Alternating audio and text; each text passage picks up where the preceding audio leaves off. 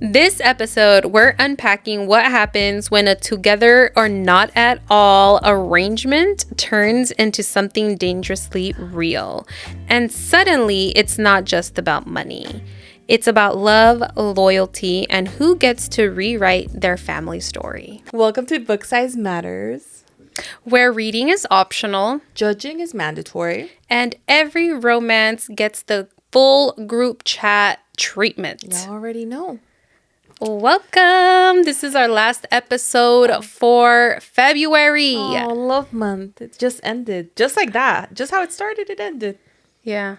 Just crazy. It just like in the blink of an eye. I know. Boom. No more love. I'm just kidding.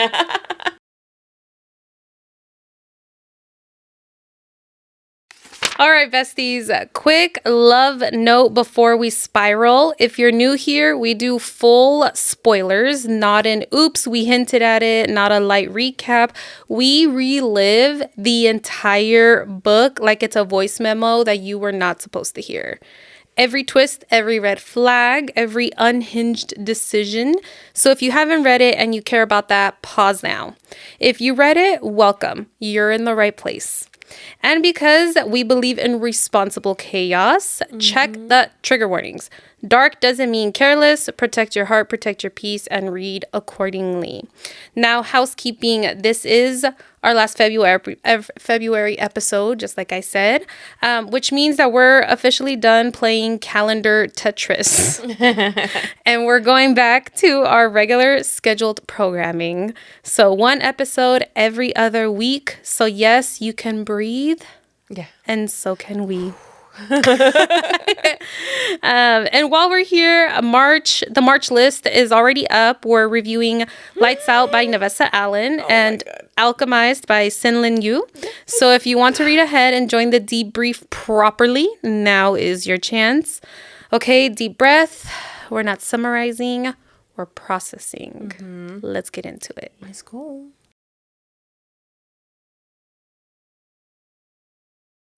All right, besties, it is time for the dating profile. We're going to swipe right on the book stats before we swipe left on its red flags. So this episode, we are reviewing Sugar Daddies by Jade West.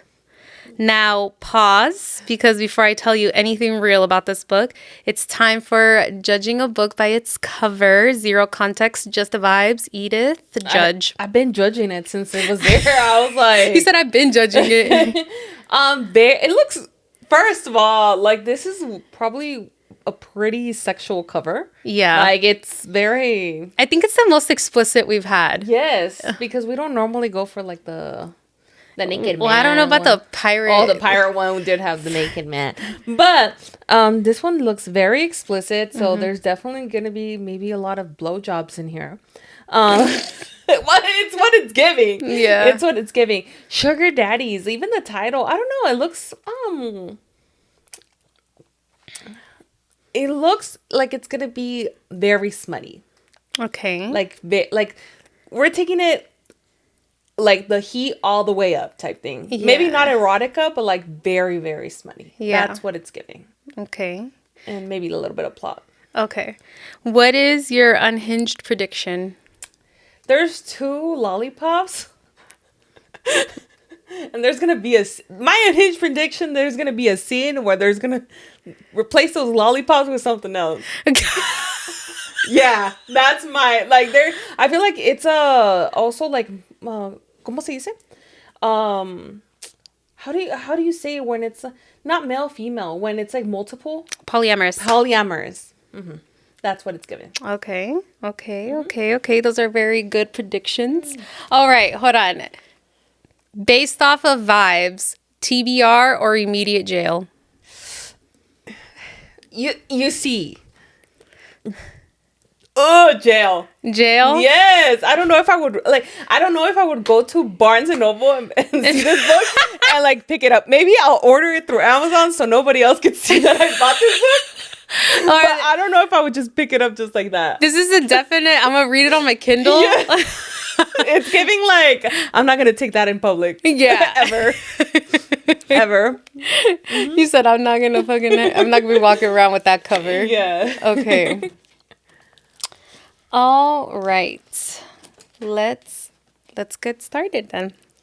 All right. So this book has about. See, I don't know if it's different on like Kindle or not, but the book has 33 chapters plus an epilogue, and it's approximately 438 pages. So it's like a little bit more than your average book. This is a complete standalone. I feel like we haven't had one in a while. Yeah, I know. Like a complete standalone. Like nothing else connected to this, okay. you know? Yeah. And I feel like we haven't had... I don't even know if we've ever had one like that. Yeah. Oh, besides Pirates. Yeah, the pirate one. I think that was complete standalone. Yeah. Well, this one is a complete standalone. So if you don't want anything else, not even a connected universe, like this is that. That book. Yeah.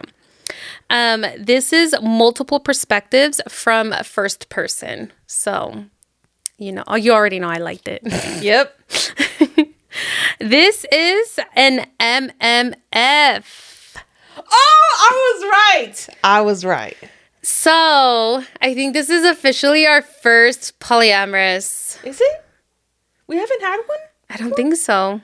It's because you know what? You talk a lot about books you've read. Yeah. That I feel like we talked on here about them. But yeah, that's true. But I believe this might be our first polyamorous romance. That explains it too. Lollipops. Yeah, and like if you actually read it, like the little thing right there, it says they come together or not at all. I feel like it does kind of give you like a hint.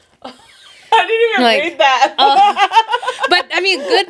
I think you picked up well on the lollipops. Yeah, I was like, I just saw 2 lollipops. I was like, that's 2. That's 2. Yeah. So the love interests in this book are Carl, Rick, and Katie. I feel like this author was like, let me just go for the most basic names. Yeah, they seem like super basic. Like, yeah. Carl, Rick, and Katie, okay? Is this a happily ever after? 100%, because, okay, you know, there's no connected book or nothing. It's just this, and it wouldn't be a proper romance book if it wasn't a happily ever after. So some of the tropes that we will be seeing in this book are MMF, why choose? So like polyamorous relationship, sugar daddy arrangement, age gap, boss and intern, so professional proximity. Oh. Grumpy, sunshine, and golden retriever energy. Small town girl and wealthy city men. Oh. Accidental feelings. A redemption arc. Sibling rivalry. Slow shift from transactional to real. And some of the trigger warnings in this book. This book, I feel like, blends more emotional family drama with like explicit sexual dynamics. So not like hardcore, like dark romance trigger warnings. Okay. Okay. I feel like it's a little bit different than like some of the other trigger warnings. Oh, okay. Well, yeah, different. So some of the here are some of the triggers are explicit content, of course, MMF dynamic, some light to moderate power dynamics like dominance, sugar arrangement, transactional relationship themes, pregnancy, baby discussions, fertility and reproductive pressure themes, family abandonment and parental estrangement, emotional manipulation, family secrets, sibling bully rivalry, physical altercation, serious riding accident, animal injury, not fatal, financial instability, foreclosure, and discussions of workplace power imbalance. So nothing horror level dark, but emotionally loaded in certain arcs, especially family trauma and an accident. Okay. Okay? Yeah. So, this book, can you take a wild guess how many spicy chapters it had out of 33? Just take a guess. I want to say half of them. So what's half of 33? 16. 16. Well, that's 32, but like, yeah, 16 and a half. 16. I mean, it's close, but there's 12. Said It's like what is this? Like a third? No, like a third, huh? A little bit. Yeah, because 11 would be a third. Mm-hmm. So a little bit over a third. A little bit over a third of the book is spicy. And by spicy, I'm also including like not just penetration. I'm talking like other stuff. Oh, okay. All right. And those chapters are 3, 4, 5, 7, 8, 9, 13, 15, 16, 24, 29, and 33. Also, it starts smutty and it ends smutty. Yeah. Okay. Basically. You know how usually books, like, it's more sort of like halfway and then it turns all of it? This is not a slow burn. This is a fast burn. Fast burn. A very fast burn. All right. You ready, spaghetti? Yeah, let's go. Okay.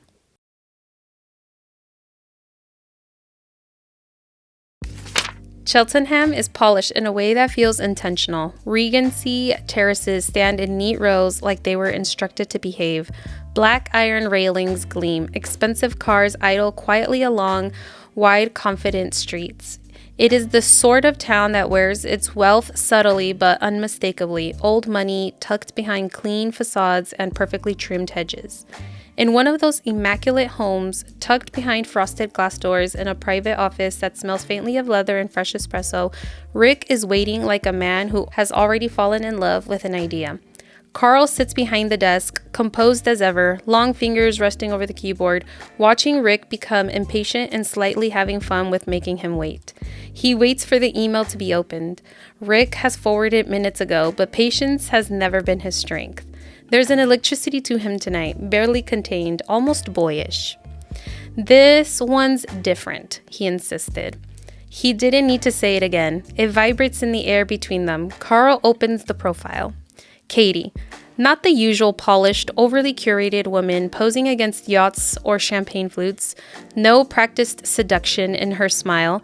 Instead, there's a wind in her hair, sunlight on her cheeks, grass behind her that looks real and lived in. She is beautiful, but in a way that doesn't scream attention. It invites quietly. Rick begins describing her as though Carl isn't already reading. Boho, small town, outdoorsy, grounded. Not vain, not overtly sexual in presentation, just natural.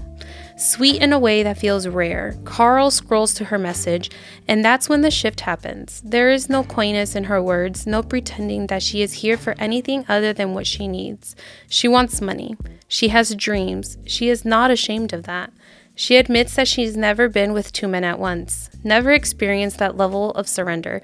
But since coming across their page, she hasn't been able to stop thinking about it. The fantasy has lived in her head long enough to demand exploration. Honest, direct, Carl appreciates that. She understands the rule. Together or not at all. Still, there's the final condition, the truth that usually withhold for 6 months, the thing that has scared off others before. Carl wants it out in the open immediately, but Rick wants time. 6 months is reasonable, he argues. Enough space to see whether they even like her, enough space to let something real grow before potentially destroying it. He gives Carl that look, the one that is half a plea, half performance. Carl knows he'll say yes. He always knows.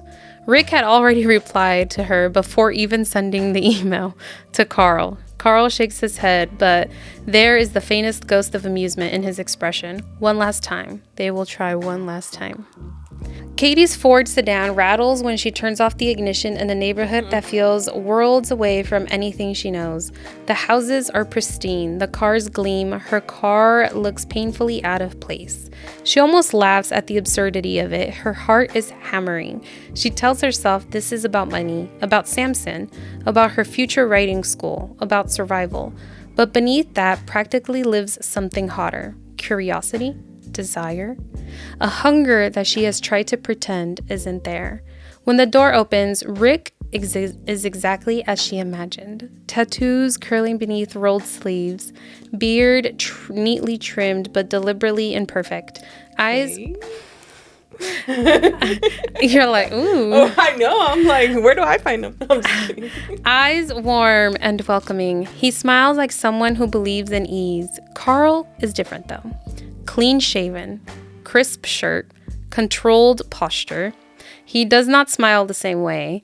He observes. The difference between them hits her instantly. Rick feels like warmth, but Carl feels like gravity. Inside the house smells faintly of coffee and something expensive. The awkwardness is immediate, but Rick breaks it easily, admitting that they're all nervous. The honesty settles her nerves just enough to breathe, and they sit. And the questions begin. Birth control, preferences, boundaries, expectations, financial arrangements. They went all in. Yes, they sure did. That's a green flag. Green flag. Put it all on the table. The conversation is clinical in structure, but not cold. They are precise about the rule. No favoritism, no falling for one and excluding the other. No private alliances, together or not at all.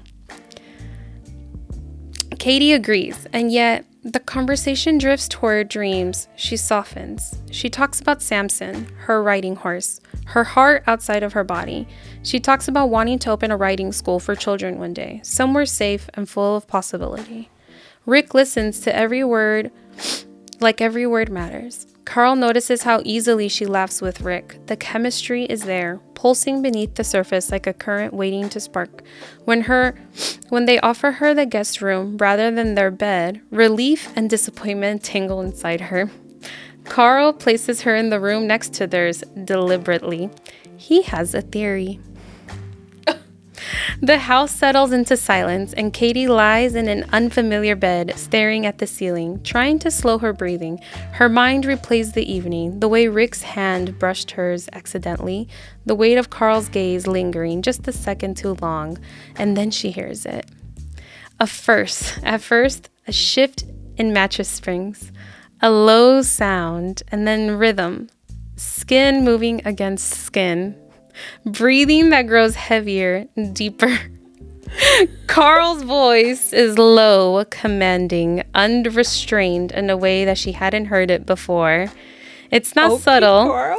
but he floods her body so quickly that she almost gasps. She presses her thighs together instinctively, and pulse racing, every nerve suddenly awake. Damn.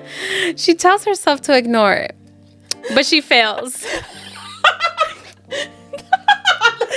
Bare feet against cool hallway floorboards, she moves towards the door. It's cracked open. Inside, a tangle of limbs and shadow of intensity. Rick's expression is flushed and undone. Carl is controlled power, devastating in his focus. She forgets to breathe.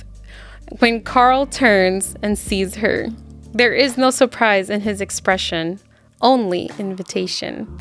Rick is still suspended in pleasure, unfinished in waiting. The choice hangs in the air. Literally. Fuck or flight.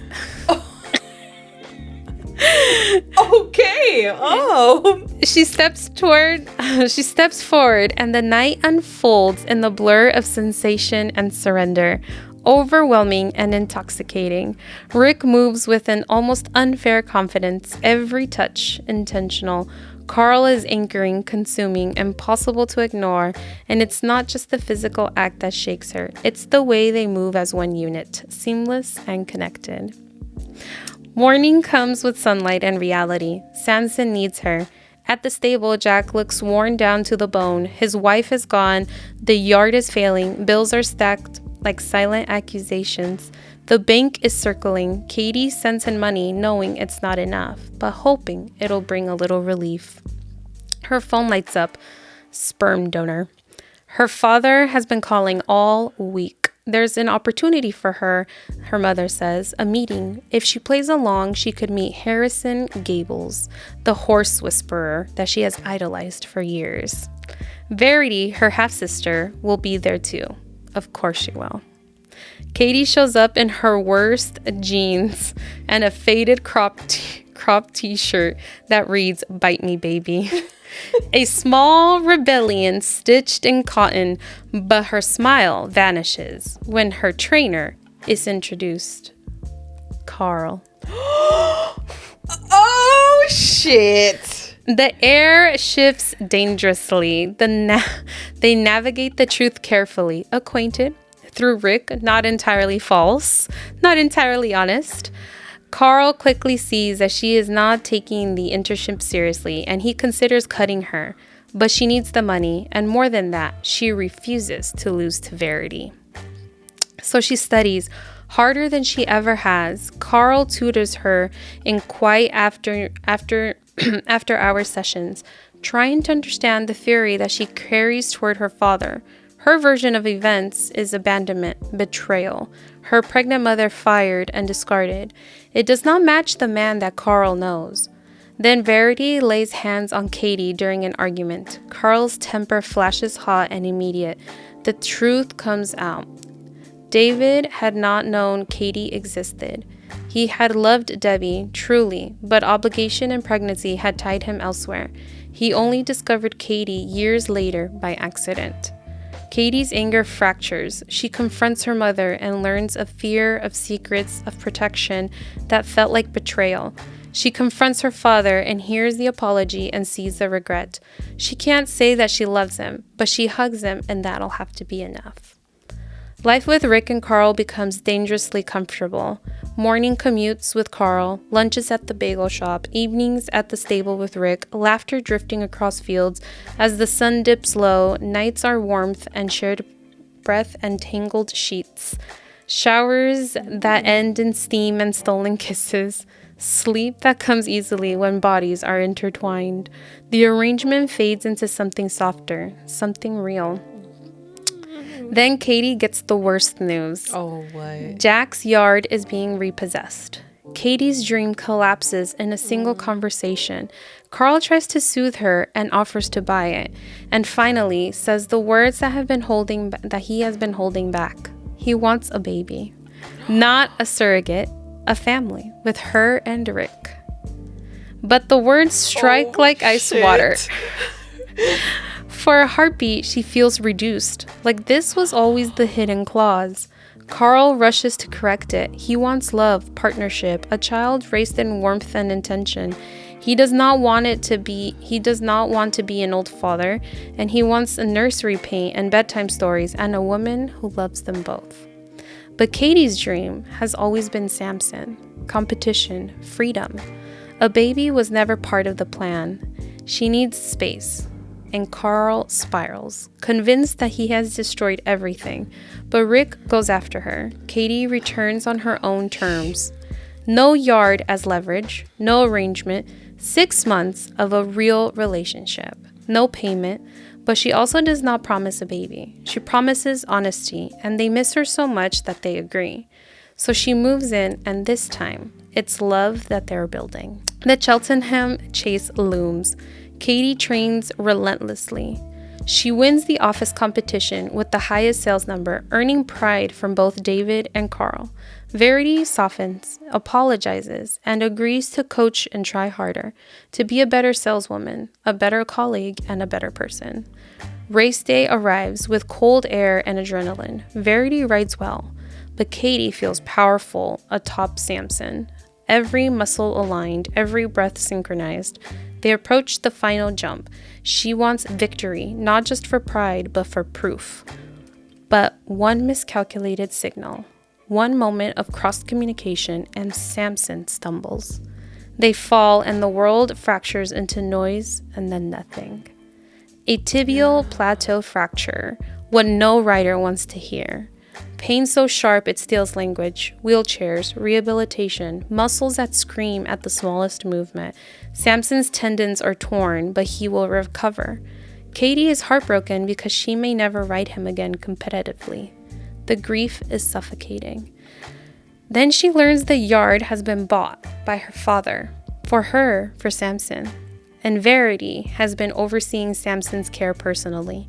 Apologies come gently now. Their rivalry softens into something almost like understanding, and Katie is also thankful for Verity taking care of her furry boy. Family reshapes itself, and slowly, quietly, something shifts inside Katie. She hesitates before taking her birth control. It's not pressure, it's not obligation, but she knew for certain that it was because of Carl and Rick. Maybe dreams evolve, maybe love changes the blueprint. She doesn't know what the future holds, only that whatever it is, it will be the three of them, together against everything. The end.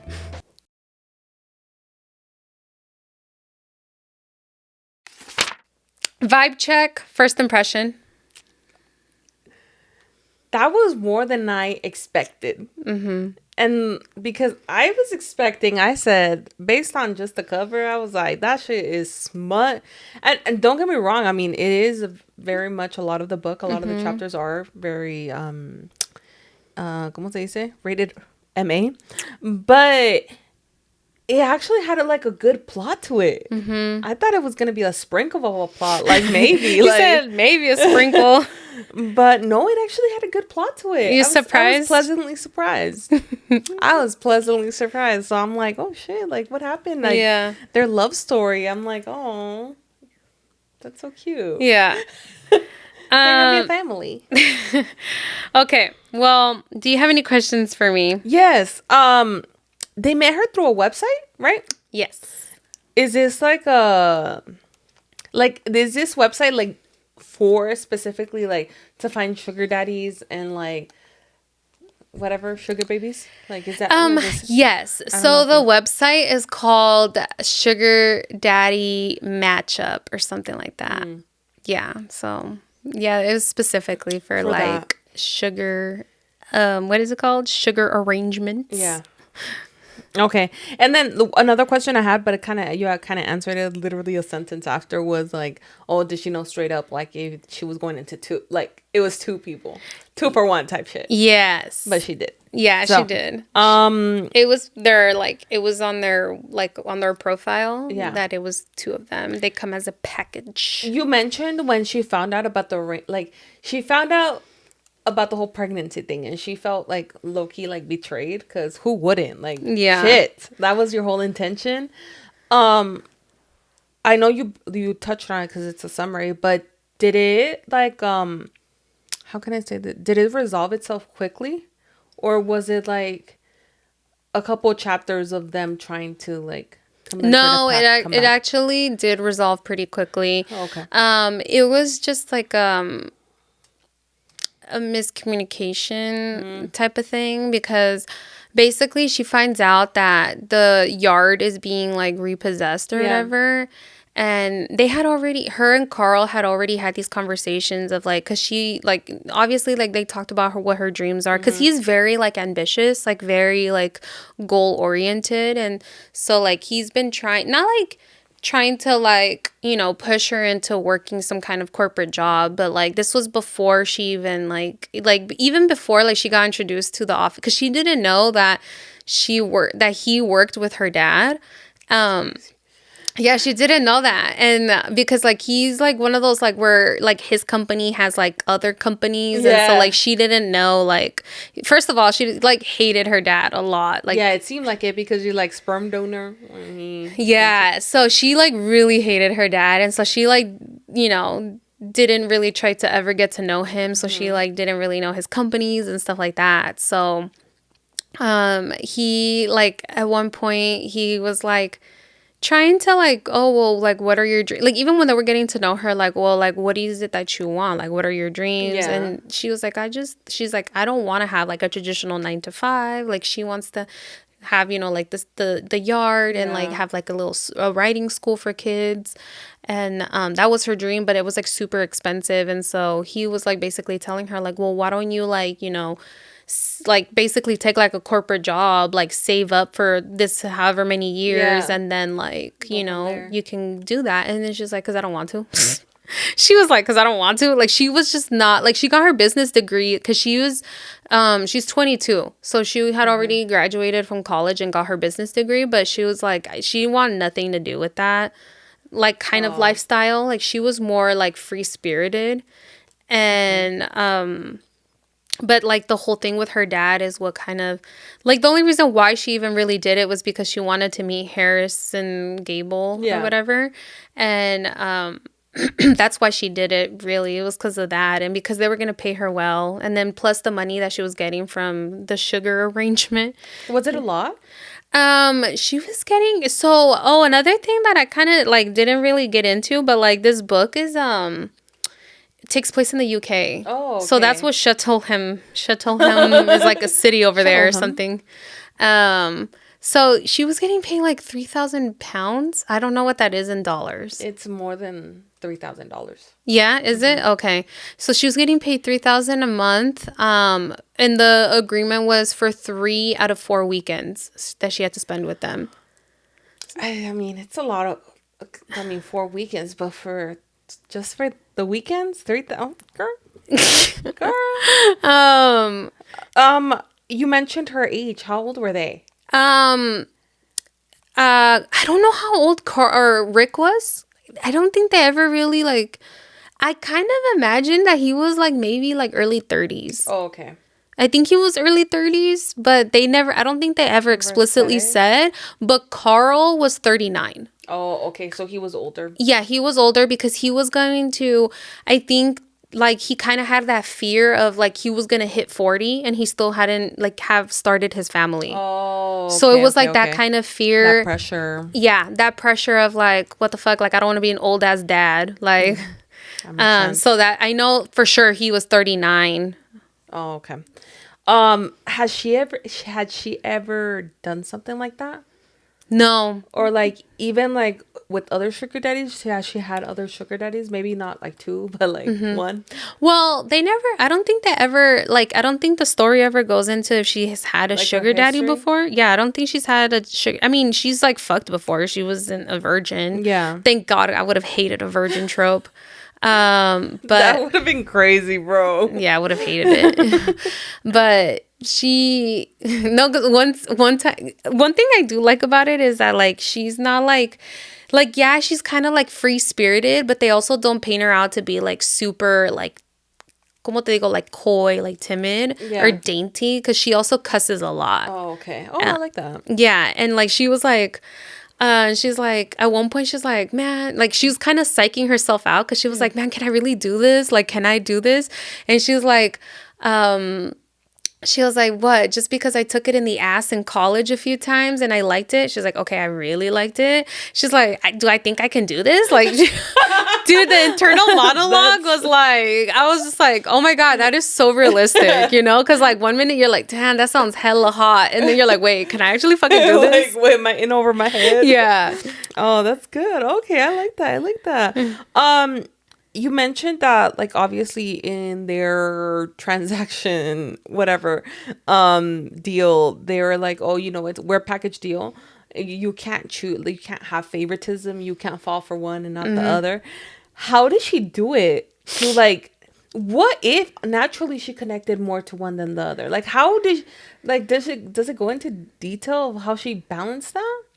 Actually, she did. So I don't know if you remember, but I kind of mentioned it like very, very briefly that she actually connected with Rick like off the bat. Yeah. She connected with Rick off the bat, and then it took some time for her to connect with Carl.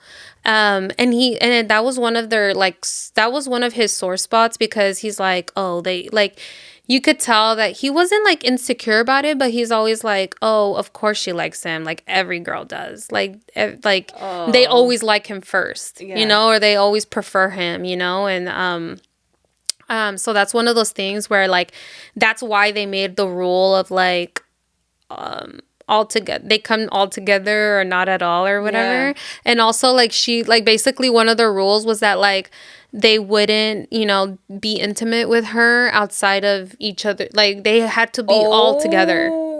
So they wouldn't like take turns. Like, for example, like one day it's just him and her, and the other day is like the other guy. They would only have to, you know, do it together. They were the original couple, so they did, you know, be intimate with each other without her.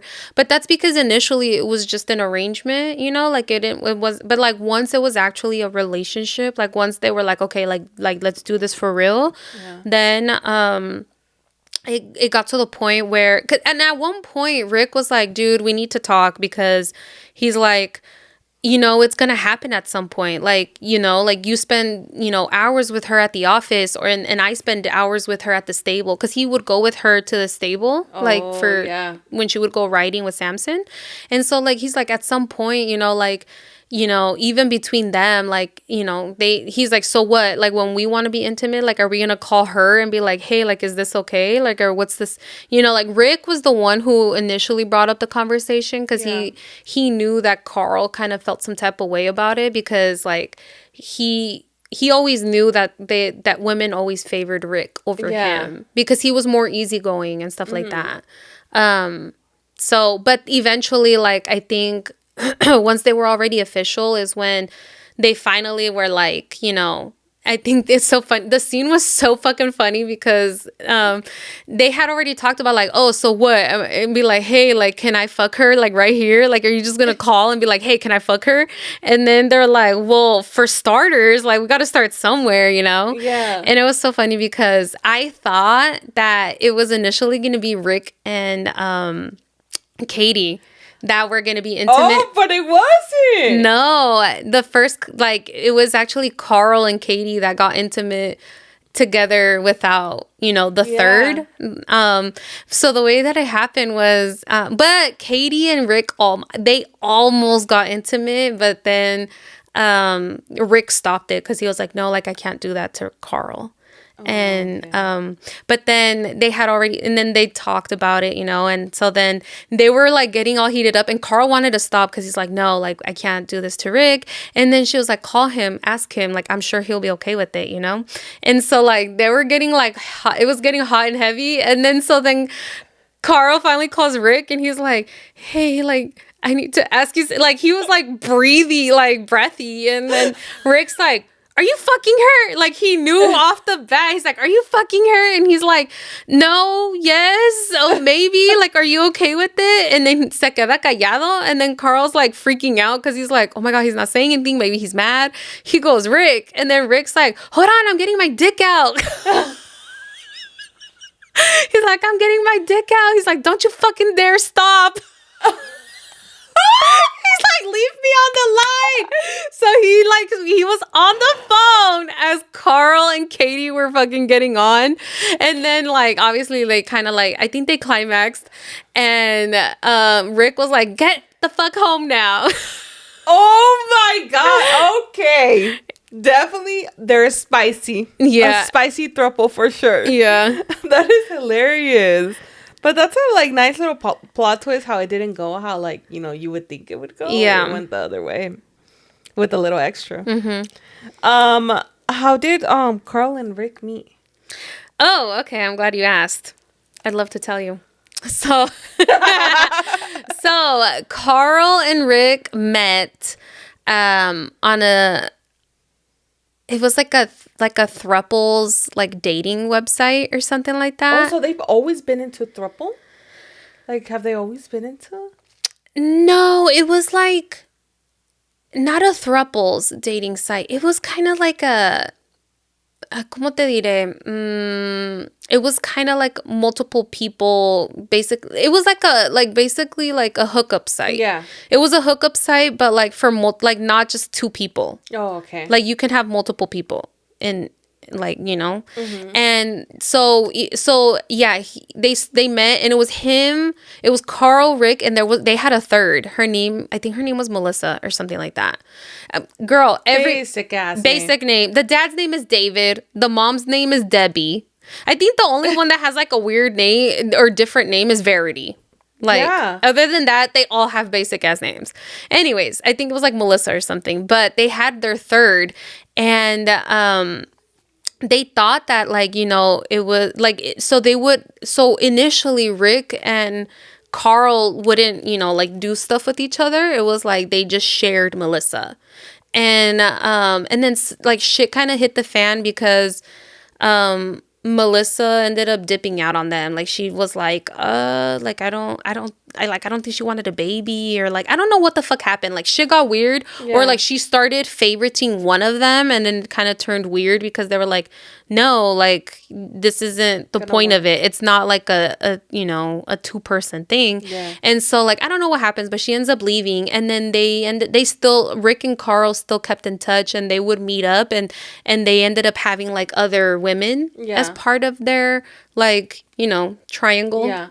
And then eventually it kind of evolved to just them two, and that's how they kind of like, because initially I think Carl had like that like gay awakening. It was off page, but he kind of had like a little like bi awakening where he was like, oh fuck, like I guess I'm just not into pussy, like and so like him and Carl like started doing stuff like, you know, on their own, and then they like made it official, like they became a couple.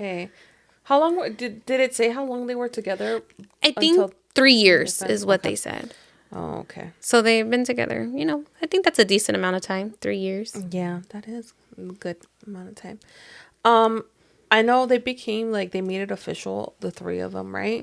So, and she's like, no, don't pay me. Well, if we're gonna be in a relationship, did they still though like give her money to like some kind of money so she could pay her bills or something like that? Or like, I mean, she had a job. Okay. She was working at her dad's. Oh, okay. Yeah.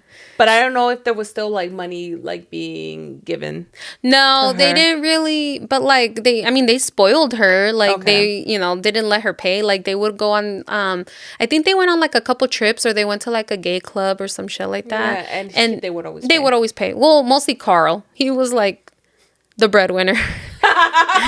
Mostly Carl. Rick was just there for the vibes. He was like, so Rick was actually like very like hipster, like vegan, vegetarian. Yeah. That's when you were like, oh damn. I was like, no girl, I don't think it's, I don't know. I don't see you with like a hipster. Oh yeah, okay. No, it's because you said tattoos. Well, I mean, he did. He had tattoos and stuff. I was like, oh, and like a beard. But like you're like, not that kind. Yeah, no, it was another kind. Yeah, but he was more free spirited. Okay. But he like, so basically like Carl would work like 60-hour work weeks sometimes because he was really busy, and then fucking Rick would be like 25 max a week. Yeah, I mean, he still made really good money because he was like a graphic designer or interior designer. Okay, or something like that. He still made really good money, but he just worked way less. Like he was way more free spirited. Oh, okay. So that's how he connected with Katie. Yeah, and he was more easygoing, like, you know, like easy to talk to, soft, and like Carl era bien directo. Like he's very direct. Like he did have a sense of humor, but like you had to get to know him. Yeah. It's like you had to break the shell. Yeah. Right. Those are all the questions I had, actually. That's all. Okay. So I made an outline because of things to talk about, because I kind of wanted to go more depth, because I feel like there was a lot of themes here where I was like, oh, that's interesting. Even though I feel like I didn't really touch on it like too much in my summary, because if not, girl, I would still be reading right now with how much was going on. But one of the first things that I wanted to talk about is the arrangement. That wasn't just an arrangement. They were clear, you know, transactional, like structured and all that. Together, not at all. But like, be honest. Do you think that, did this ever feel transactional? Or do you think that Rick and Carl were emotionally invested? Oh, I think from the beginning they were emotionally invested. And the reason is because they ultimately wanted a baby. Yeah. I think so too. We're emotionally invested off the bat. Yeah. And I think they would have been with anybody. Like, I think they were more like, and I think that was another thing too, is that like, Carl, siendo like, he was very direct and stuff, he wanted to lay his cards on the table like right away, but like Rick was like, no, like you're gonna scare them away. Like it was a constant thing between them, because like Rick was like, no, like let's give it 6 months, let's feel it out, like what if we don't even, you know, like get along. He's like, well, let's not waste time, you know. Like that's true, because I would like, what if like I would feel some kind of way if I was like, you caught all feelings. Yeah. And then they're like, we want a baby. And I'd be like, what if she couldn't even have kids? Like, what if she was like... That's another thing. Yeah, because what if she was just like, oh, it's like she had her, issues and she couldn't have kids? What happens then? They invested 6 months because that's a purpose. They want a kid. Mm-hmm. So that's a whole purpose of but also they said they did want a kid, but they also did want their third. Because there was a point where Rick was like, yeah, like we love each other. Like Rick and Carl, he's like, yeah, we like love each other and stuff, but we're way too bi. Like they still enjoy some pussy. So. Yeah. Oh, okay. They very much wanted a female to complete their like throuple. Yeah. So they did want like a significant other that was a woman. Like they did want that, like that's why like he's like, I mean, surrogacy was also like an option for them, or adoption, but like they wanted like that companionship of a woman. Like they wanted the third. So when she got pregnant, Al último? Yeah. Mm-hmm. Did they ever do did they ever want to know who the biological father was? No, and that's where they come together. Not at all. They were gonna, not to get too graphic, but they both say it, dude. They both like, the rule was that they were gonna fuck her at the same time, like double penetration, same hole. Yes, double penetration, same hole. Because they didn't want to know who the father was. And that was one of their like, not rules, but like they basically told her like, hey, like at some point, like they were upfront with her about it. They're like, at some point we want you to take us both at the same time. Yeah. Okay. So she was like excited about it though. Well, yeah. Damn. So, yeah, they didn't want to know who the dad was. Oh, okay. That's why they wanted to do it that way. I mean, there could have been like a different way, because even if they like fuck around like the whole day and they take turns. Yeah, there was no really way. Yeah, but no, they wanted to feel each other. Oh, okay. There we go. Yeah, they wanted to feel each other, all climaxing at the same time. I was like, God damn, they probably ripped up her fucking cervix or something. That's what I'm saying. I'm like, ouch. Yeah. But anyways, okay. Is it still a sugar arrangement if feelings develop naturally, or does money automatically complicate consent and emotional balance? I don't think it's a sugar arrangement once feelings are in it. You don't think so? Even though you're getting money out of it? Well, at that point, you're in a relationship. He's just giving you money. Yeah. I feel like for me, when you say like sugar daddy, it's very much transactional. Like, yeah, you're getting, but there's not really feelings involved. Mm-hmm. You could fake it maybe, but like, nah. I think once there's actual love involved, I don't know if it would be like it's called. You don't think it's a sugar arrangement? Like, you think you just benefiting? Yeah, financially. Because how many people are like that? They're in a relationship and they do benefit financially from the other person. That's true. Especially if they're like, I think so. Like, once they're like really locked in, and like, let's say one of them doesn't want to like, work a traditional job or something. That's true. I wouldn't call those like, shit. I think you have to be clear about it though. Yeah, like, you do. I think you have to be like, hey, like, this is more than just like an arrangement. Yeah. No, I think whenever you do decide to like take that step, it has to be clear. Like, I think all parties have to be advised of like, oh shit, like shit is changing. Yeah. And this is how it's gonna go now. Okay, so do you think this dynamic would work if she wasn't being paid? I don't know. Their dynamic at the beginning. Yeah. Oh, like just the dynamic, like just based on how they. I think it would. Yeah, I think it would, so because too. she's free spirited and she connects with one of them because of that. But she also seems like she likes that like dominant kind of like presence with the whole boss thing and stuff, like with the other guy. So I feel like it would work out. She has best of both worlds.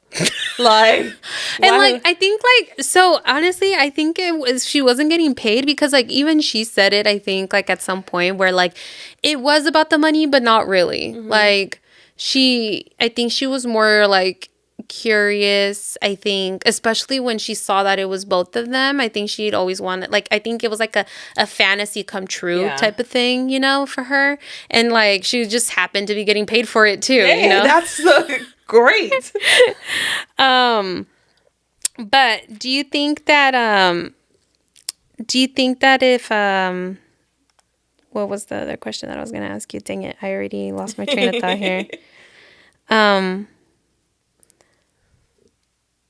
Moving on. I lost my train of thought with what question I was going to ask. But, okay, the baby reveal. Carl saying that he wants a baby. Do you think that was romantic vulnerability or emotional pressure disguised as vulnerability? Oh!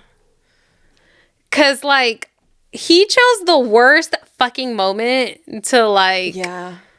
Tell her about the baby. I was so confused. I was like, why is he telling her right now? Like yeah. Like, why right now?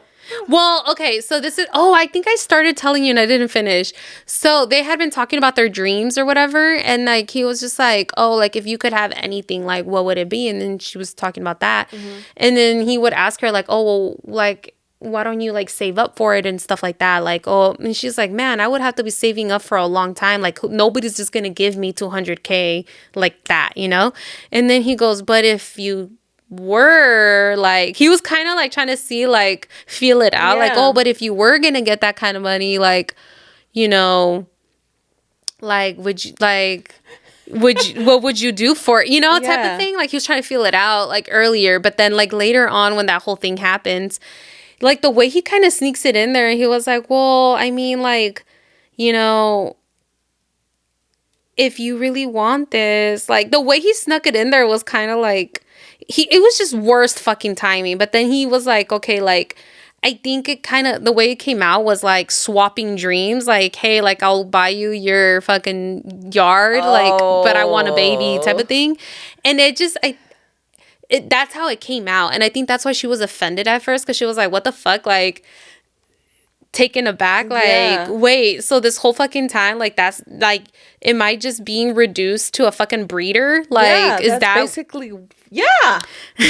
So, but anyways, like, what do you think? Like, do you think that was just, like, romantic vulnerability, or do you think that it was kind of, like, emotional pressure? That's like, emotional pressure. I think so, too. Like, I feel like he was trying to kind of, like, corner her in a way, you know? Because he's basically, like, knew that there was no really other way that she was going to be able to get that money to save the yard. And he just kind of tried to take advantage of the moment, which did not execute the way that and like, but you could tell that like later on he was like, no, like I didn't really mean it like that. Like he was trying to like backtrack, but it already came out. It already came out. And he was like he's like, you know, like the offer still stands. Like, I'll still get you the yard with no strings attached type of thing. But like, I feel like the damage was done. Yeah, that's what. I was like, yeah, damage is done. There's no going back. Yeah, I was like,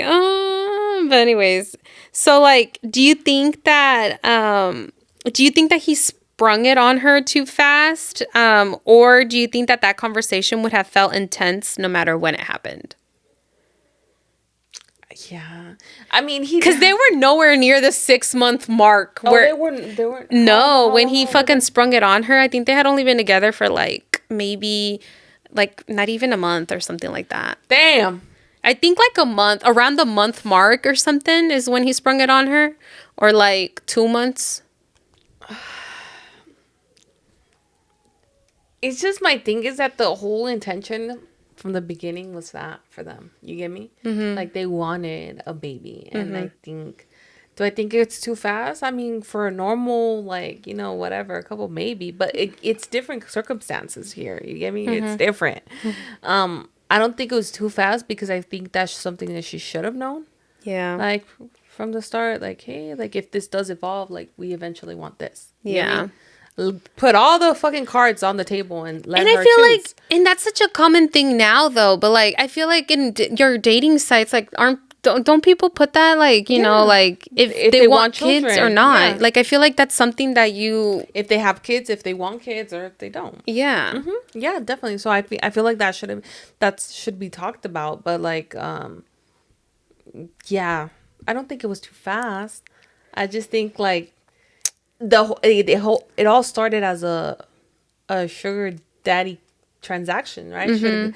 And I don't think she even thought about that crossing her mind. And especially as a woman, like in today's society, like, well, I mean, anytime, right? Pregnancy is no fucking joke. Like, for example, what if she couldn't get pregnant, or what if she didn't want to be a mom? Which she didn't initially. Like, it was nowhere in her plans at all, especially because of the weird, like, dynamics that she had in her own personal life, like having a bad relationship with her dad, and then like having a single mom, and then she just was like, no, like, I don't want to, like, because she's like, well, what if shit hits the fan, then what? Like, am I just gonna be a single mom and you guys are gonna go right off to the sunset? Or like, how does it work with custody? Exactly. Like, now there's 3 people. Like, how does that work with custody if we don't work out?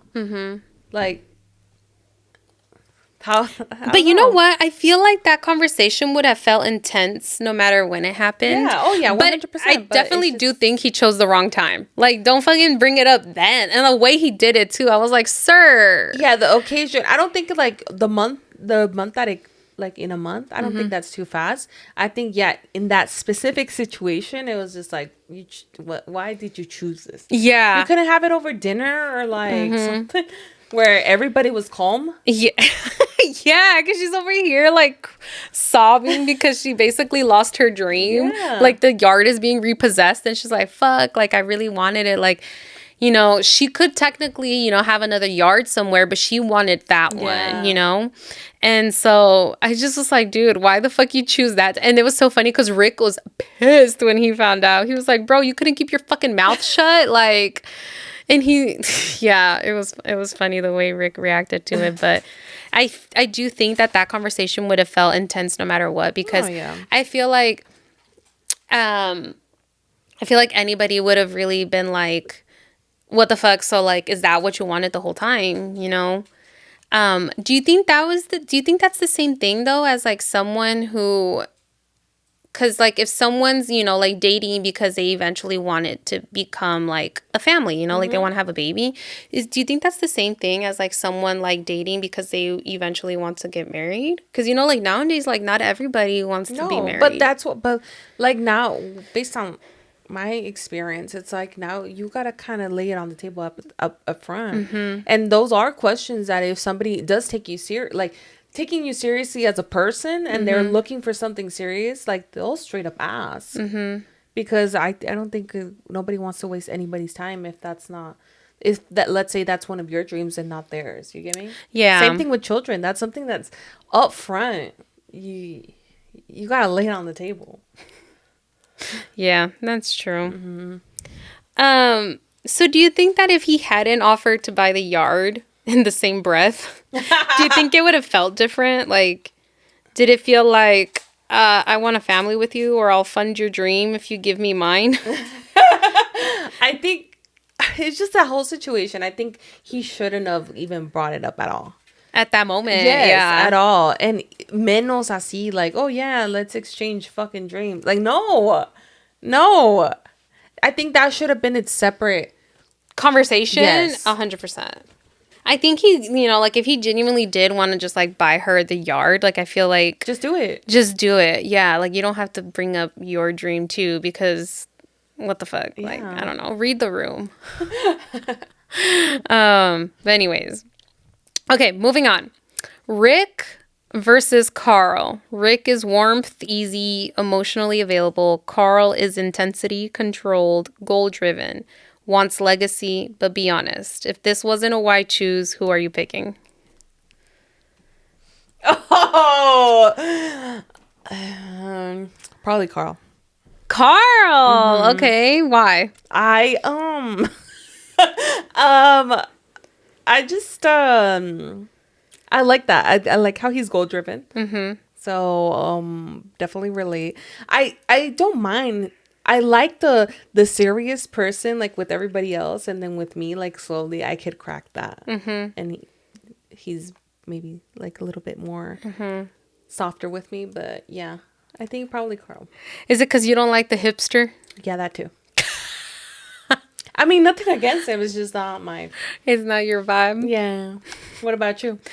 I think I don't know. You gotta choose, Probably Carl. right? I think so. Cause like I don't know, but also like I did like You gotta Rick's. choose. I did like Rick's vibes. Cause even when he was like, I mean, it's not like he was fucking not making money, but like I feel like, I would want to live my life with somebody who isn't necessarily working all the time, and like Yeah. much more family oriented Yeah. and stuff. I don't know. But you had to choose. Oh man. I think Carl, There we go. to be honest.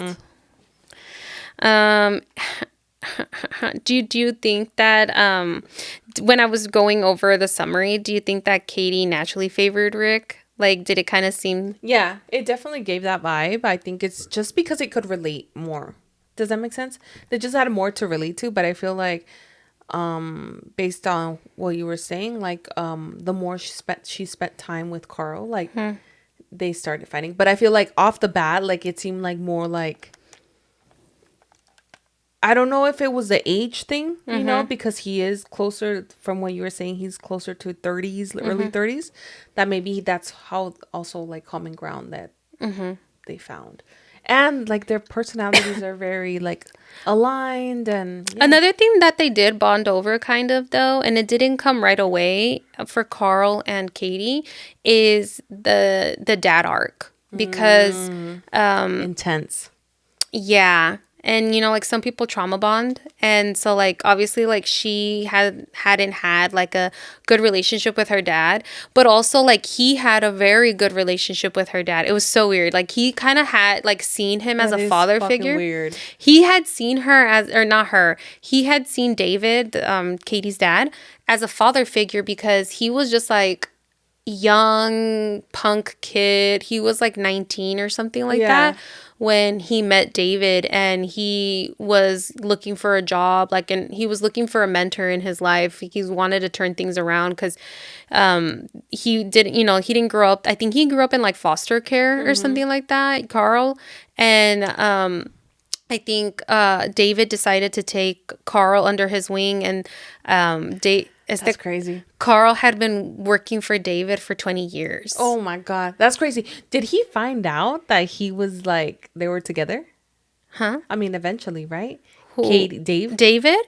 Yes. So he kind of like sensed it, and he straight up confronted Carl about it. Ooh. Because he was like, he's like, I don't need to tell you to be honest with me, right? And then Carl was like, no, you don't. And he's like, and yes, I'm dating your daughter. He's straight, because Carl's very direct. And he's like, and yeah, because he had told Katie like, hey, like I won't go out of my way to say anything to your dad, because she didn't want to say anything. And he's like, I won't go out of my way to say anything, but he's like, if he asks, like I'm gonna say yeah. And she was like, all right, whatever. And so he straight up was like, yeah, I'm dating your daughter. And then he was like, like he's like, he's like, I have so much respect for you, and like I know you're a very good guy and all this stuff. He's like, and under certain circumstances, like I think you'd be like a great partner for my daughter. And he's like, well, what do you mean under certain circumstances? He's like, well, where does that leave Rick? And then he goes, That's what I was about to ask. yeah. And so then, girl, I fucking bookmarked it because I thought it was so funny when I was reading it. Hold on, I bookmarked it because I was like, I gotta read this. He's like, so he starts asking him like hella questions or whatever. And he's like, oh, I had my suspicions. He's like, is it serious? And he's like, very. He's like, you're a good man, Carl. I have nothing but respect for you. And under the majority of circumstances, I would wholly support your relationship with my daughter. He's like, thank you. That means a lot. But what do you mean by the majority of circumstances? He's like, Rick, where is Rick in all of this? Because David knows Rick, obviously. Yeah. And he goes, exactly where'd you expect? Rick is very much in all of this. And so then he was like, what is this? Some kind of orgy? And I'm like, not him being a fucking boomer. Like, he goes, what is this? Some kind of orgy? And then he was like, it's no orgy, David. He's like, we're a polyamorous couple. Rick and I have been for years. Like, you know this. He's like, yeah, I know that. But he's like, she's my daughter. He's like, I'm aware of that. He's like, but, you know, and then anyways, it goes on. But I just thought it was funny when he was like, what is this? Some kind of orgy? I could just imagine it, like the boomer voice. I was like, what a fucking boomer. Like, oh my God. Okay, so he knew eventually. Yeah, he did eventually. And then he's like, you know, like he eventually, and then he also comes to terms with it. Like it doesn't become an issue. Oh, okay, really. That's good. Yeah, that's good. I feel like a lot of people wouldn't know what to do with that information. Yeah, no, because like it's not like thruples are so. I mean, obviously, like we've seen some like on social media and stuff, but it's not like a very common thing, you know, or like as common as. Or at least I don't really know any. I don't know any. Me neither. Personally. Yeah, me neither. But anyways. Wait, what was I going to say? Okay. Do you think that the throuple was emotionally balanced, or do you think that Rick was the emotional glue? I low-key feel like he kind of was in the beginning. Because I don't like Carl and Katie like didn't really no pegaron right away. No, like nothing, not even not like right away, no. Like yeah, she was like, "Oh, like he's scary hot," but like for example, there was like a part in the book where it was from Carl's perspective, and he goes, oh, like she showed Rick 1,000 pictures while she showed me one. Like she asked Rick 20 questions while she asked me 2. Like, yeah. Damn. I feel like he was kind of the emotional glue. And even later on, I feel like I think he kind of leveled things out between the relationship. But then eventually I do think that they like evolved and they were a little bit more balanced. Yeah, more balanced. It's just at the beginning it was like... Yeah. But honestly, I feel like that kind of happens with like most not like throuple situations, but like even when there's like 3 friends, like there's always kind of some kind of imbalance. Like I feel like 2 people tend to get closer and, you know, it's like, and then like the relationship or friendship or relationship that you have with the other is a little bit different. Like it's, you know, and I think eventually you end up finding your little groove, right? I think so. You've been in like a throuple friendship before, no? Yes. I've been in many. But yeah, I think definitely at the beginning, especially like bringing someone new into an existing. I'm just talking about friendship wise, but like in an existing friendship, at first, the person who brings that other person in like is more so the glue, like trying to get them to bond, and then slowly you'll start getting the groove. But it takes some time. It's not like right away. Okay. The horse girl heart of the story. Let's talk about how this is low-key become a horse girl trauma novel. Do you think that the stable plotline elevated the book, or do you feel like it was a side quest? I think it was like... I don't think it made the book. Does that make sense? Yeah. I think it was just like, oh, that's nice, throw it in. But I don't think it was like if you changed that for something else, like she's, I don't know, some other thing, I think it would have given the same. Does that make sense? I also think that like her being like a writer, or not a writer, but like her, like I feel like Samson was such a huge part of her life I feel like it was kind of a part of her. Like I feel like there was bound to be some fucking horsing around. I'm just kidding. I fucking can't. There was bound to be some like horse nonsense or something, because it was such a huge, like when he, at one point when in the beginning when Carl was like what's your email, because he paid her off the bat, like as soon as like that first day when she went in, they were talking about like their financial arrangement, and he was like, oh, like just to start, like for this first weekend, like he paid her like £1,000. Like, just that first, like, straight. And he was like, what's your email?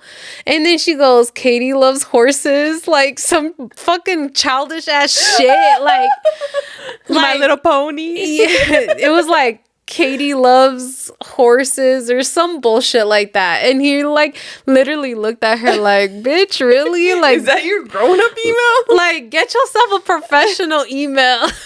I can't, bro. And so, like, I feel like horses, well, more specifically Samson, but I feel like writing in general was such a big part of her personality. Yeah. Like, I think it was just, there was bound to be something going on with the fucking horse. Or like a stable, you know?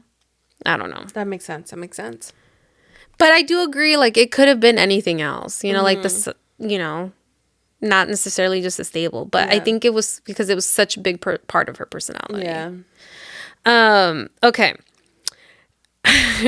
When Samson fell, did that make you sad? Yes. Dude, when I was reading it, I was like, oh, why the horse? I didn't even really care about her. It was more so You said I didn't really give a fuck about her. It's like the poor horsey, bro. And it was so sad because at one point, like, they really thought that, like, if he couldn't get up, like, he wasn't gonna make it. Like, they had to get his body up because if not, like, he wasn't gonna support his weight. And horses are fucking heavy. Yeah. So they had to they were like, dude, like, you have Samson, you better fucking get up. But he had, like, torn tendons. So, like, he also had to go. So, like, both of them had to go through, like, major rehab at the same time.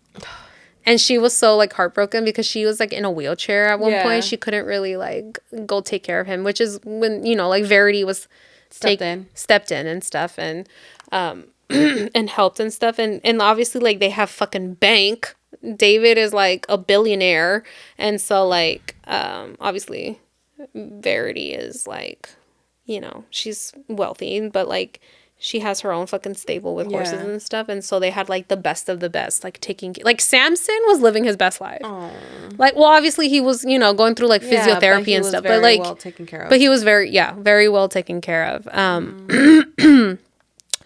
So, do you think that her writing dream was always going to conflict with Carl's baby dream? I think so. Well, she always wanted, like, she didn't see herself as a mother. She saw herself. She wanted to be a writer. A writer. She wanted to compete. She wanted to compete. Yeah, like, that's her whole dream. I think it was always going to be a conflict. Yeah. Like, even if she was like, you know, like, I'll give you a baby, but, like, he wanted a baby, like, kind of ASAP. He wanted a baby and he wanted a family. You get me? Yeah. Like, he wanted, and she. And you can't be, like, pregnant and fucking trying to have a baby. Like, you can't be pregnant trying to have a baby and like ride. Like, yeah, that would have been some conflict. That would have been a lot of tension. I feel like it was always going to be some kind of issue. But do you think that realistically she could have both? I mean, yeah, nothing is impossible, right? Yeah. But I think sacrifice is going to have to be made. Yeah. Like, she's not going to be able to ride for probably, like, the whole time of her pregnancy, right? And then after too. And it was going to become an issue too because Samson was in his prime. Oh, you see? And, like, you know, horses only have so much, you know, time left in their prime. So, like, at some point, like, it, you know, like, it's not like either Carl was going to have to fucking delay his, like, baby dream or she was going to have to delay her competing and then possibly may not even be able to ride with Samson. Yeah, that's what I was going to say. She would have to, like, compete with another horse. Yeah.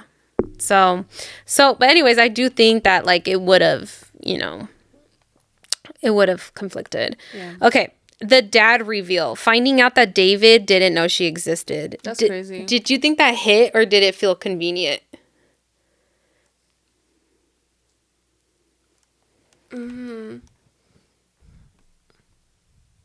Because how was it in the book? Like, how did they present that? So I know we talked about it, but, like, obviously, but how did that?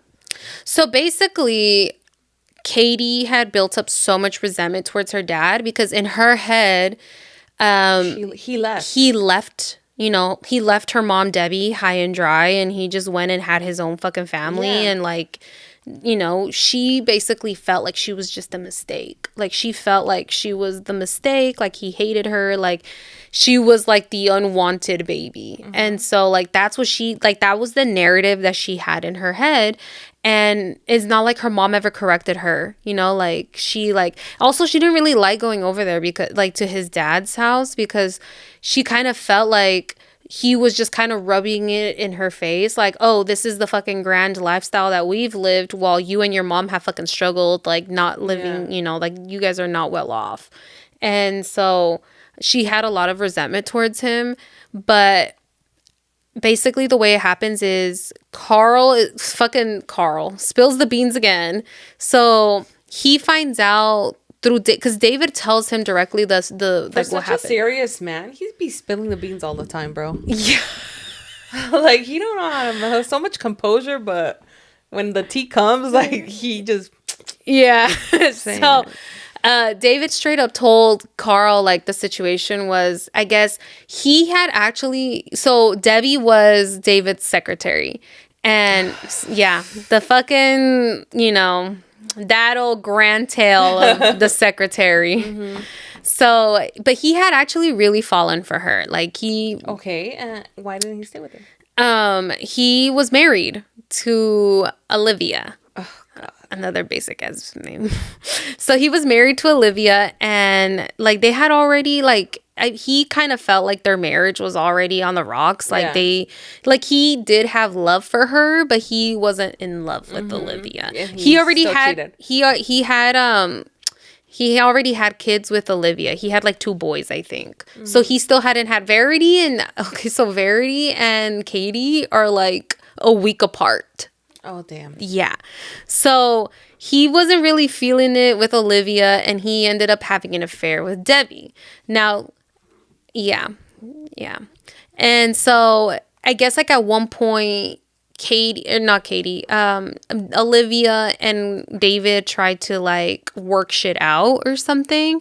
So they as at this point hadn't fucked in like forever. Like their marriage was like, basically they were roommates type situation, and they tried to rekindle their marriage, but you know, it just wasn't, you know, he wasn't feeling it.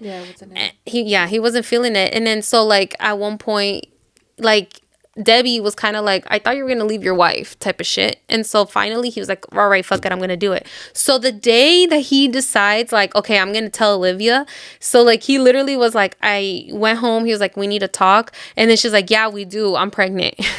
So the day he was gonna fucking like leave her, she's like, I'm pregnant. And then he was like, fuck, like he felt so guilty, like I can't leave a pregnant woman. But he didn't know that Debbie was also pregnant. And then he told Debbie he couldn't leave her because she was pregnant. He told Debbie like, and Debbie didn't say shit. Yeah. So he was like, Debbie, like I can't be with you, like like I have, you know, a daughter on the way, or like I have a baby on the way, whatever. So then Olivia found, like, she apparently knew about Debbie, like she wasn't stupid, like she knew. And so she basically told David, like, you need to get rid of her. Like, so that's why he basically gave her like a severance package and was like, all right, like you need to go. But Debbie never fucking said anything that she was pregnant. It wasn't until like later on through like one of like Debbie's friends, or like a coworker that was friends with her, like she found out that Debbie was pregnant. So that he was like, what the fuck? So he like tracked down Debbie's family's house, or like wherever she was living, and he went to her and was like, what the fuck? Like, you never told me you were pregnant too. Like, what the hell? You know, like you just led me to believe that like we were just over and that was it. Like, you never told me you were pregnant. And then she goes, well, she's like, it's not an issue anymore. Like, I ended it. So Debbie told David that she had an abortion. Damn. So then he like was just like, oh fuck, like what the hell, you know? So then obviously she was like, yeah, just like leave me alone, like never fucking contact me again. So then he thought like, okay, maybe like, yeah, I guess I'll just cut it off, you know, like I don't I don't want to hurt this girl more than I already have. So he cut it off. And like, I think it was until Katie was about 10 years old. So like 10 years later, he like one day, I think he was thinking about Debbie or something. So he ended up taking like the long way home and went through like the town that Debbie is from. And he ends up like writing. And then sure enough, by pure coincidence, he sees Debbie with a little 10-year-old girl. And he's like, dude, as he told Carl, like, as soon as I saw her, like I knew it. And he was furious. He was pissed. He was pissed because he was like, what the fuck? She lied to me. Like, she told me that she ended it. He's like, this whole fucking time I've had another daughter and like I never even knew she existed. Like, he literally was ready to fucking like fight her on it. Like, he was ready to hire a fucking attorney and like all this stuff. Yeah. But then I think like once he cooled down, he was kind of like, no, like I can't do that to Katie. He's like, all she's ever known is Debbie. Like, that's her mom. Like, she grew up with her for 10 years. Like, I can't just, remove her from the only thing that she knows. And so, like, he felt bad. And so, like, that's when he really finally, like, it took a while, but he finally convinced Debbie to, like, let him be a part of Katie's life. And so that's when he really was like, oh, my God. Like, he was so excited. Like, I have another daughter. Like, I'm going to get to know her. And that's why he kept bringing her around, like, his family. But like to them, it was kind of like, well, Verity, and that's where Verity like kind of, grew some resentment towards Katie because he was like, it was always Katie this, Katie that, like, oh, don't let Katie be by herself. Make sure you help Katie. Make sure and so like Verity he was like, oh, why don't you do your hair like Katie? And so she constantly felt like she was being compared to Katie, and that he was like, oh, like, he loves Katie more type of thing because he always talked about her and stuff like that. And so like that's where and so then that made Verity very resentful, and so that's why she was bullying Katie because she was like, fuck, like she was just mad that she felt like their dad loved her more than her. If that makes sense. That makes sense. So then, anyways, yeah, but then, like, obviously, like, it's just, like, everything, and Katie never knew that he didn't know. Like, he was just like, oh, he just fucking decided to come back into my life when it was convenient for him. Like, he's over here living this grand lifestyle while me and my mom are struggling, and so, like, she obviously was fucking hurt, but, like, the mom never corrected it. Debbie never corrected it. She just let her be. Yeah, and so this whole time, now she's fucking 22 years old, and she didn't know that, like, the dad didn't know. But let's talk about Debbie. Do you think that was protective parenting or selfish secret keeping? That was selfish secret keeping. I am sorry. Obviously, the affair, the whole thing, that shouldn't have happened like that, right? Yeah, but obviously he shouldn't have had an affair, and she should have never gotten involved with the married man. Exactly. It goes both ways because she knew about his marriage as well, right? Mm-hmm. But also, Debbie was 19. Debbie was 19 and how old was Dave? I don't know how old David was. Oh. I don't know. They don't say how old he is. But I can bet your ass that he was probably not 19. Like, he already had 2 kids. He was married. You already know what I think about that. Yeah. But I definitely, like, he wasn't like based on what you were saying, like, he wasn't a bad man. You get me? He wasn't like, I don't know, a fucking murderer or something like that. I think she kind of kept that from her, and what could have been a great, like, her growing up in a 2 home, like, of course it would have been a co-parenting situation, but it would have worked out. Yeah, because he literally, once he saw her, he's like, shit, that's my daughter. Like, the love was there. He tried to take responsibility right away. Yeah, the love was there. Like, he never was like, I'm not gonna, like, you go with your child over there. No, I feel like, yeah, that definitely. And it wasn't like he was trying to keep her a secret. No. Like, right away, he was trying to be like his whole family. Like, she tried to incorporate. I don't know. I think she definitely did not do right.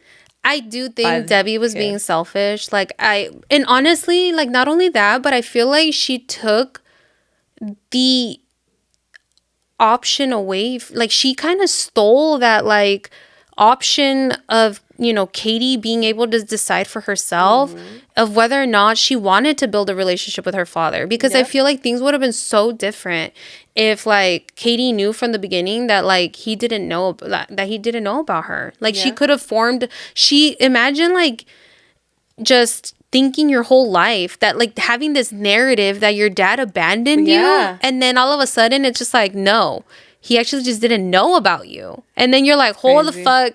I'd be like, what the hell? Like, I hated you over something that you didn't even know. Yeah, like, but now it turns feelings of resentment towards a mom because, like, you hid it just for your own convenience.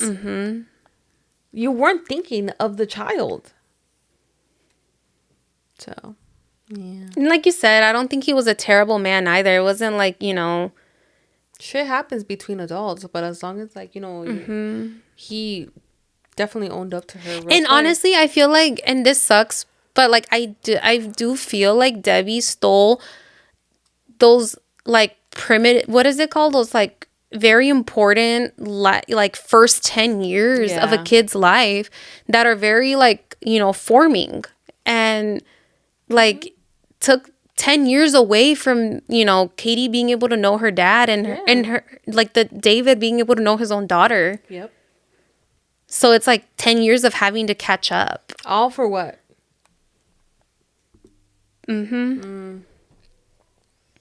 So, yeah, I don't know. If I find out that my entire childhood resentment was built on a misunderstanding or whatever, like, crazy. Like, how do you even process that, dude? I don't know.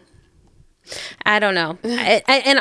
Honestly, though, I do feel like Katie forgave her mom way too fast. Oh, really? Yeah, she kind of forgave her, like, pretty quickly. And then I feel like also the mom too, because then she was like, I didn't want you to hate me and this and this and that. And I'm like, why are you turning it around on you? Like, kind of like a victim mentality, you know? And I was kind of like, ma'am, don't do that. Get away. Like, Katie respects you so much for everything that you did. Yeah. Don't fucking do that. Don't do that. Anyways. Okay. Verity redemption arc. Did you buy it? Do you feel like it was rushed? Like, the whole apology, caring for Samson? Do you think it was just character growth? I think it was just character growth, honestly. Well, based on the summary. Obviously the summary is short, but I think she saw, like, obviously they had this bumpy ass relationship for so many years because of that.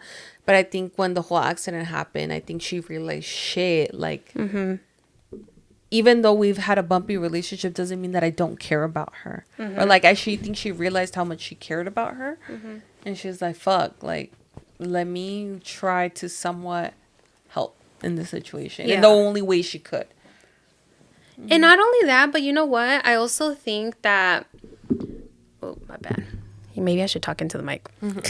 I also think that, like, when you get a job or when you, like, you know, have something, like, challenging like that happen, like, I feel like you grow as a person. Yeah. And so, like, once they started this, like, internship, like, both of them, once they started the internship, I feel like it gave, you know, Verity was used to being a princess and used to being given everything, you know? And so, like, I feel like once she actually learned, like, the value of hard work and, like, knowing that, like, you know, shit isn't always just handed to you and stuff like that, I think she started changing and growing as a person. So I honestly, I was rooting for her. I was like, hopefully shit gets better, because she was not a favorite character in the beginning. Okay. Oh, but also, would you have still wanted Katie to beat her at the Cheltenham, like, the race? Even at that point where Verity was already kind of, like, growing as a person? Okay, so I didn't even go into detail about this, but basically at this point, Verity had already, like, tried talking to Katie, trying to, like, smooth things over and stuff. And then so, like, they kind of were already, like, on good terms. But then the race was coming and Katie was like, no, I still have to beat her. Like, Katie was still so fucking stuck on, like, I have to beat Verity. Like, her time was good, but I'm going to be better. Like, I don't know. Do you think that Katie should have been the bigger person and just been like not so focused on trying to beat Verity? Like, do you think? I think she should have been like, just like, let me do my fucking best, and not been so like, I need to beat her specifically. You get me? Like, let me do my fucking best, and if I do happen to win, fucking great. I feel like her wanting to be Verity so bad is what caused the injury. Damn. Because she like was so focused on just that. Like, I think like she wasn't wishing for, you know, her downfall, but also she wasn't wishing for fucking Verity to win. I feel like almost it was like karma. Like I feel like it was almost like karma. Karma got her. Like she was just so hung up on like, I want to be better than Verity. Yeah. That like she was too focused on that. And I think she should have just, like you said, been focused on doing her best. But okay. Okay, the together or not at all rule. Do you think that the rule was controlling, or do you think it was a boundary to protect everybody? I think it was a boundary to protect everyone. I think especially like you have a couple that's already established, right? Mm-hmm. And they're bringing a third person in. Like, I think it would like a lot of not great feelings would surface if one of them connected more than the other. Mm-hmm. Does that make sense? Like, let's say like, oh, it was just sex, but with all of them, but with one, it was an actual relationship. Like, mm-hmm. It was more, I think there would be a really bad imbalance, mm-hmm. and it wouldn't work out in the long run. Mm-hmm.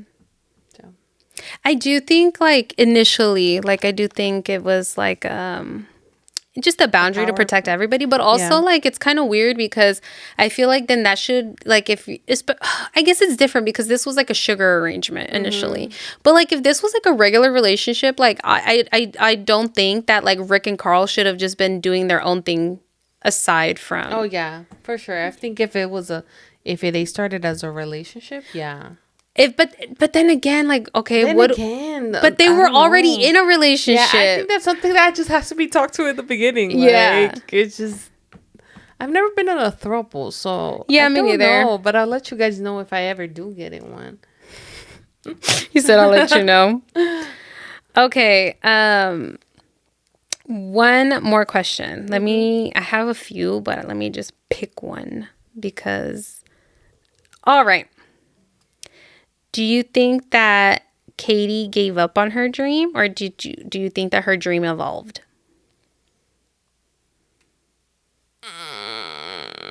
Just based on what you told me, I low-key feel like she gave up on her dream. I think so too. Like, honestly though, like I feel like it's so crazy. Did you say her horse was in her prime? Mm-hmm. Like, but also, like, now, like, he can't race again. Oh, that's because of the injury. But I just feel like it all felt too convenient. Okay, this is one thing. This is one of my critiques about this book is that everything just kind of, like, it feels like everything just kind of fell into place way too perfectly. Like, it was just, like, all, like, I don't know. I feel like everything. Horse gets injured. Now he can't race. Now she doesn't want to race with her horse. And she was like, you know what? Well, let me make this dream come true. Let me be a mom. It just was like it was kind of a jump. Like, I don't know. Like, sense. I feel like she gave up on it. Wait, like, I feel like it was way too convenient. And so, like, I feel like the author wrote everything, like, to be way too convenient. Yeah, definitely. Anyways, okay. If this were a movie, I think if this were a movie, Katie would be played by Phoebe Dynevor. I don't know how to say the last name. Phoebe Dynevor. Yeah, she is Daphne from Bridgerton. Oh, okay. I was like, I need a face. Yeah. Okay. Daphne from Bridgerton. Okay. Carl is Henry Cavill. Okay. Do you know who that is? No. He plays Superman. Okay. That nice, clean shaven, very jaw structured. Yeah, I was gonna say strong jaw. Yeah, that's who I picture as Carl. Now, Rick was hard for me. I could not, for the fucking life of me, figure out who would play Rick. Who? And I think I decided on a young Charlie Hunman, who is on Sons of Anarchy. I love me so. Which one though? The one that was the fucking creeper guy in that other movie, in that other show. Oh, the main character. Is that his name? Charlie Hunman. Is that his? I don't know his name. He's a main guy, right? I think so. Yeah. Really? You would put him as Rick. Oh, interesting. Because it was like when he had the beard, but he had to be a little bit younger with the beard and also like having like that edge to him. Yeah. Because he was hipster, but not like that. Because like when you said hipster, I wouldn't think him. Yeah, but not like the long hair. He didn't have long hair. It was like kind of short. But that's why I honestly I had a really hard time figuring out who the fuck Rick. Him, right? Yeah, that's who I pictured. That's not who I pictured. He's one of my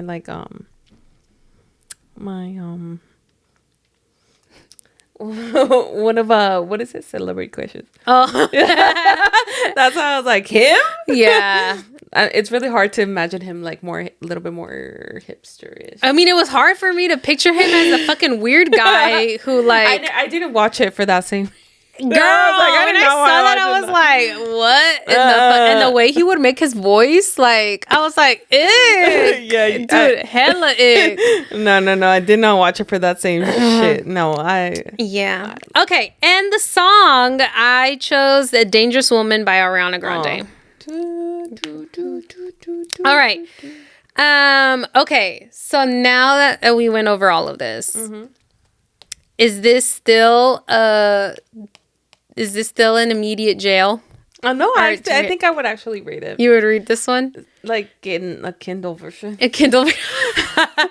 You're like, I'm still not taking it in public. Yeah, or like I can't imagine like my like sisters going through my library and then they're just like, what the fuck is this? Are you reading? Imagine Lexi, I want a lollipop. Yeah, exactly. No, absolutely not. So no, it will be a digital version. Okay. So the spice rating I gave this book is a 4 because it was pretty spicy. But my overall rating, I gave it a 3.5. Oh. 3.5 because as much as I did enjoy it, I feel like a lot of it was pretty predictable. Like, That's what you were saying.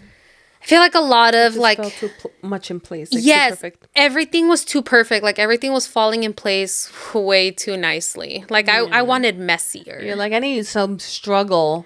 Yeah, exactly. So 3.5 I think is solid because I did, I was like, oh, this is like interesting. Like I was enjoying the story, but also just everything like it was kind of predictable because I like knew what was gonna happen. You know, okay, that makes sense. But my final thoughts, would I recommend this? I feel like I would recommend this, but like to select people, like you got to be okay with like sword crossing and like you got to be okay with like, cause not everybody's okay with like Oh, okay. Cause there's some definite in this book okay. And the double penetration and like, and that not everybody's into like so much spice. Yeah. So it just depends. Okay, but let's move on to hot takes and heartaches. Ooh.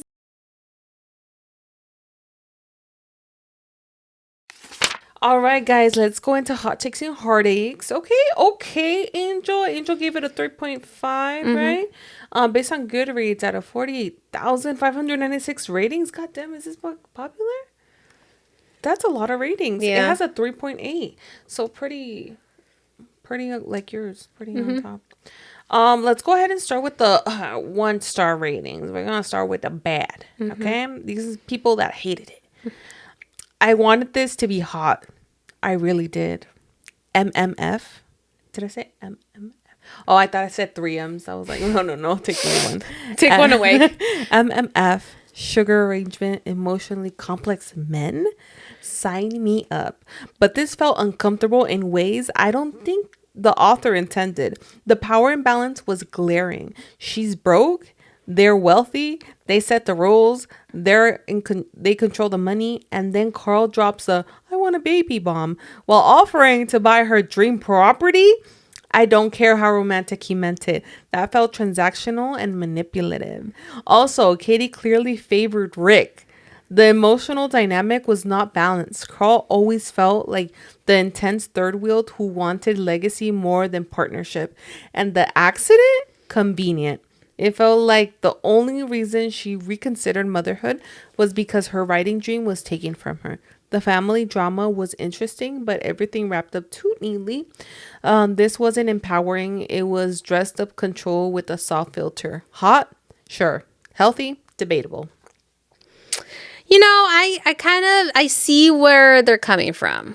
I kind of see where they're coming from, but not a 1 star though. I know, I don't think it's a 1 star.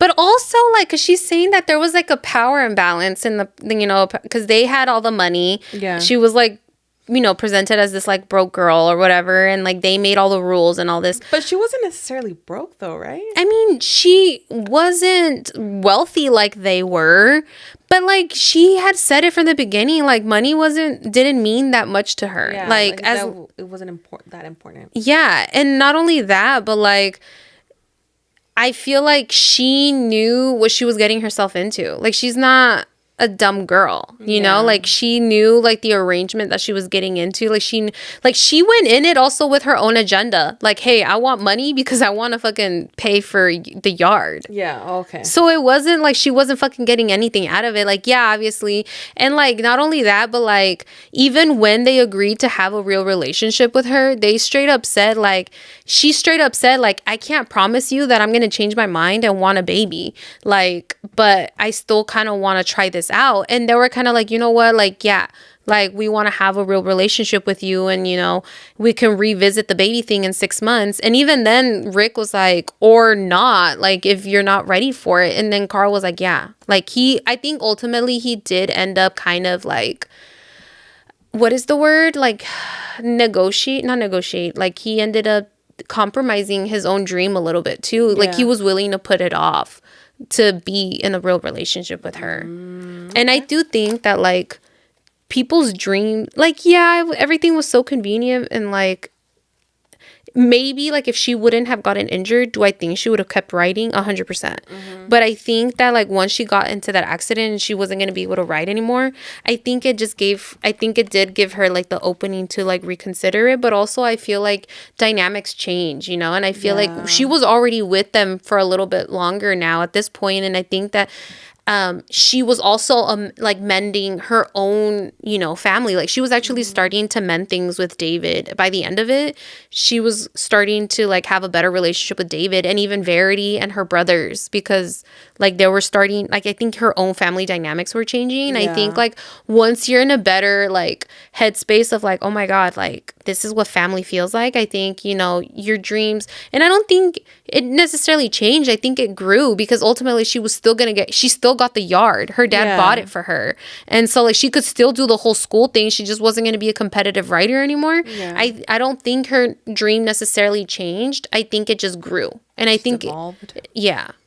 Okay. I think it grew to fit, you know, motherhood and also the writing school. Okay. And not only that, but people are allowed to change their fucking minds. All the fucking time. I don't care if yesterday I said that I hated something and then today, you know what? I fucking love it. I'm allowed to change my fucking mind. Yeah, you are. I'd be a little questionable, like, okay, girl, but let's go with it. But sometimes it be like that. Like, no, it is. And that's the thing. I feel like a lot of people are like, oh, like what you wanted, like, a year or 2 years ago, it has to be the same thing you want now. And, you know, it changes. It changes, and you're allowed to change and grow as a person. And it wasn't like her dream changed overnight. Like, it was over like months, you know? Yeah, that makes sense. And it did just progress, because like one minute she was like, she was contemplating taking the birth control, you know, like it started off like it progressed. It wasn't just like boom. Yeah, I want to get a baby.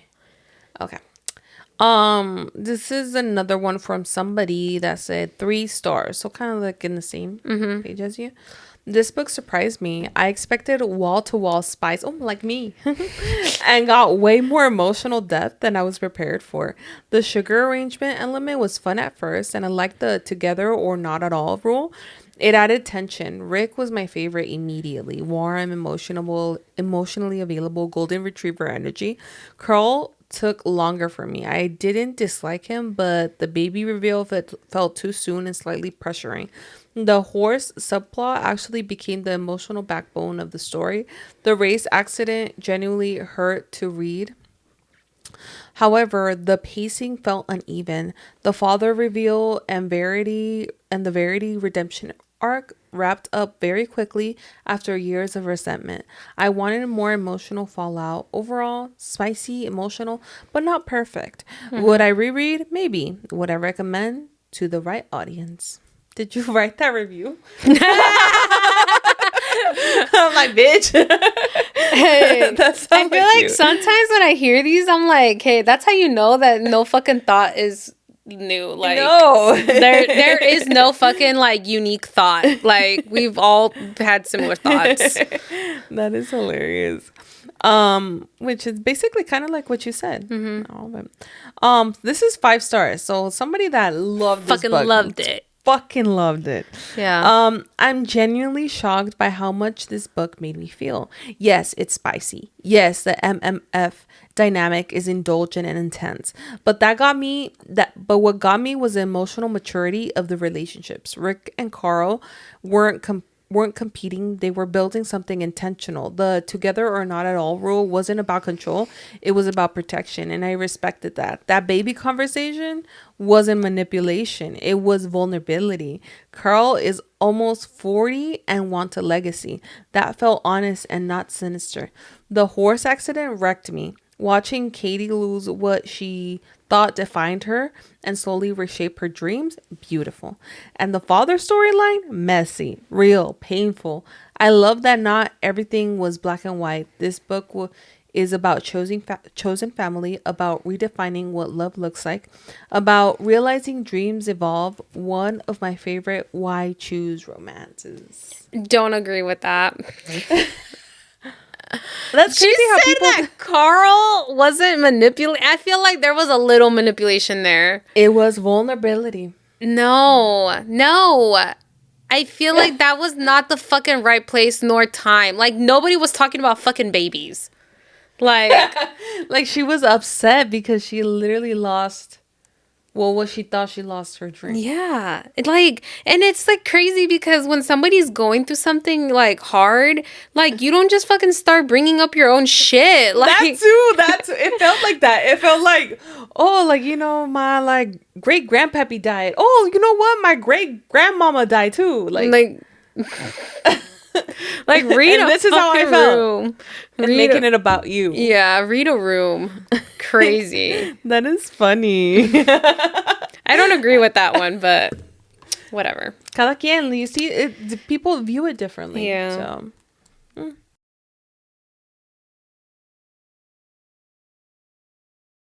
All right, next on Book Size Matters, dark romance girlies. This one's yours because we're turning the lights off and stepping straight into obsession territory with Lights Out by Nevessa Allen.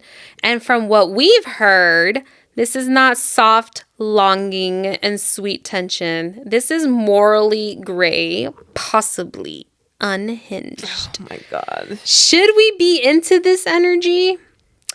Are there red flags? Probably. Are we going to analyze them anyways? Obviously.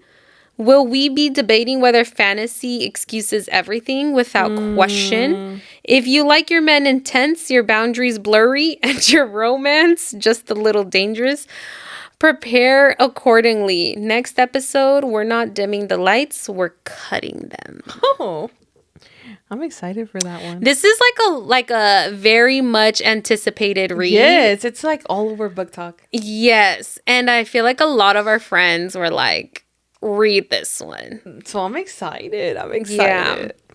But anyways, guys, don't forget to like, comment, subscribe. Yeah. Hit that follow button if you're on Apple Podcasts, on YouTube, on Spotify. Subscribe for YouTube. Yes, subscribe. There you go. Make sure to leave us a 5-star review. It's like foreplay for the algorithm. Yeah. Helps us out a lot. We like it too. Okay, guys, that's it for this week's descent into luxury chaos, emotionally loaded throuple negotiations, competitive horse girl energy, and one of the boldest "so I want a baby" reveals. We've had to process in real time. Thanks for tuning into Book Size Matters, where the sugar is sweet, the boundaries are blurry, and we are absolutely going to debate whether that was romantic or well-timed legacy bitch. Yup. If you came for the spice and left questioning your stance on poly-domesticity, same. If you're still deciding whether Carl was bold or slightly unhinged, welcome to the group chat. Until next time, keep reading, keep judging, and maybe don't make life-altering arrangements before brunch. Yep. All right, guys. Bye. Bye.